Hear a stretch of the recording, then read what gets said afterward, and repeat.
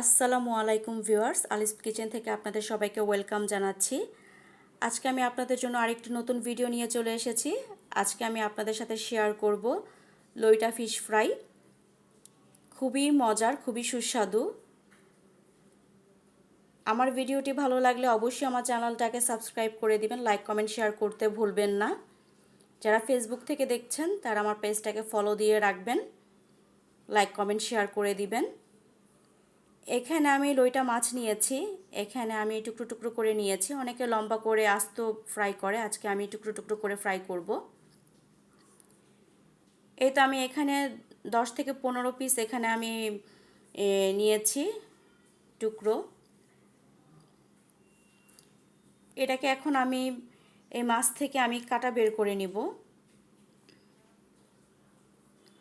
আমি একটি সিজারের সাহায্যে মাঝখান থেকে কেটে দেন আমি মোটা কাটাটা বের করে নিচ্ছি। মাছটা খুবই নরম, তাই কাটা বের করতে অত একটা সমস্যা হবে না আশা করছি আপনাদের। ভিডিওটা দেখুন, দেখলেই বুঝতে পারবেন আমি কিভাবে কাটাটা বের করছি।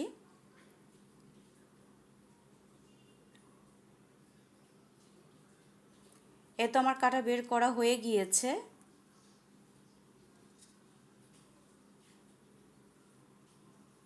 এখন আমি এক এক করে সব মাঝখান থেকে কাটাটা আমি বের করে নিব।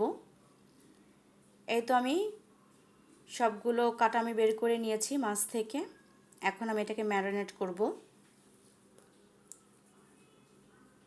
ম্যারিনেটের জন্য এখানে আমি লেবু দিয়ে দিচ্ছি, লেবুর রস। এখানে আমি হাফ চা চামচ লেবুর রস দিয়ে দিচ্ছি। দেন এখানে আমি অ্যাড করব হাফ চা চামচ আদা রসুন বাটা। এখন আমি এখানে অ্যাড করব হাফ চা চামচ মরিচ গুঁড়ো, হলুদ গুঁড়ো দিব হাফ চা চামচ,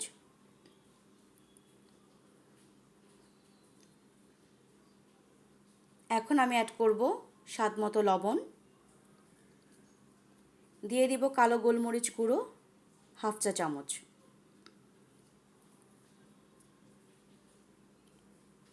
এখন আমি সব উপকরণগুলো একসাথে ভালো করে একটু মিশিয়ে নিব।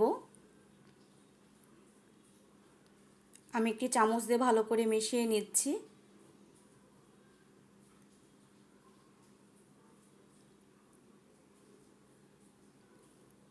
তো আমি ভালো করে মিশিয়ে নিচ্ছি। এখন আমি এখানে অ্যাড করব কর্নফ্লাওয়ার। এখানে আমি কর্নফ্লাওয়ার দিচ্ছি 3 চা চামচ। এই তো আমার কর্নফ্লাওয়ার দেওয়া হয়ে গিয়েছে। এখন আমি এখানে অ্যাড করব ময়দা। আমি এখানে 1.5 টেবিল চামচের মতো ময়দা দিয়েছি।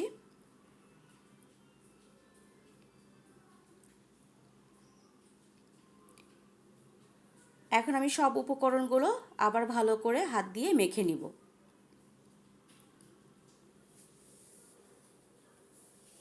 এই তো আমার মাখা হয়ে গিয়েছে। এই পর্যায়ে আমি সরিষার তেল অ্যাড করছি। এখানে আমি 1 টেবিল চামচের মতো সরিষার তেল অ্যাড করলাম। এই সরিষার তেল দিলে হবে কি, যখন আপনি ভাজবেন একটা কাবাব কাবাব স্মেল আসবে, সেটা খেতে খুবই ভালো লাগবে। আর কি মাছের যে আপনি ফ্রাই খাচ্ছেন মনেই হবে না, মনে হবে যেন আপনি মাংসের ফ্রাই খাচ্ছেন এই সরিষার তেলটা দেওয়াতে। আপনারা অবশ্যই যখন তৈরি করবেন সরিষার তেলটা দেওয়ার চেষ্টা করবেন। এই তো আমার মাখা হয়ে গিয়েছে। এখন আমি এটাকে রেস্টে রাখবো প্রায় 10 মিনিটের মতো। এই তো আমার 10 মিনিট রেস্টে রাখা হয়ে গিয়েছে। এখন আমি আরেকটু ভালো করে মাখিয়ে নিব হাত দিয়ে। এখন আমি এটাকে ভাজবো। আজকে আমি এটাকে ভাজার জন্য ব্রেড ক্রামস হিসেবে আমি এখানে বিস্কুটের গুঁড়ো নিয়েছি।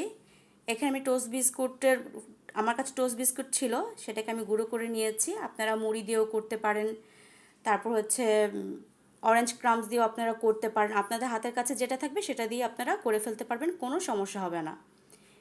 আমি এখন মাছগুলোকে ভালো করে চেপে চেপে দিয়ে আমি কোট করছি, যাতে বিস্কুটের গুঁড়োগুলো মাছের গায়ে ভালো করে আটকে যায়। দেখুন আমি কিভাবে করে দেখাচ্ছি, আপনারা দেখেই বুঝতে পারবেন।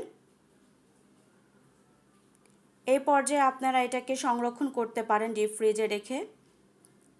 একটা কন্টেনারের মধ্যে ভরে আপনারা বেশ অনেক দিন যাবত এটাকে আপনারা সংরক্ষণ করতে পারেন। এই তো আমার হয়ে গিয়েছে। দেখুন আমি এক এক করে সবগুলো মাছটাকে আমি বিস্কুটের গুঁড়োর মধ্যে আমি কোট করে নিয়েছি। এখন আমি তেলে ভেজে নিব। এখানে আমি ভাজার জন্য সাদা তেল নিয়েছি। তেলটা গরম হয়ে আসলে এখানে আমি এক এক করে মাছগুলো আমি দিয়ে দিব।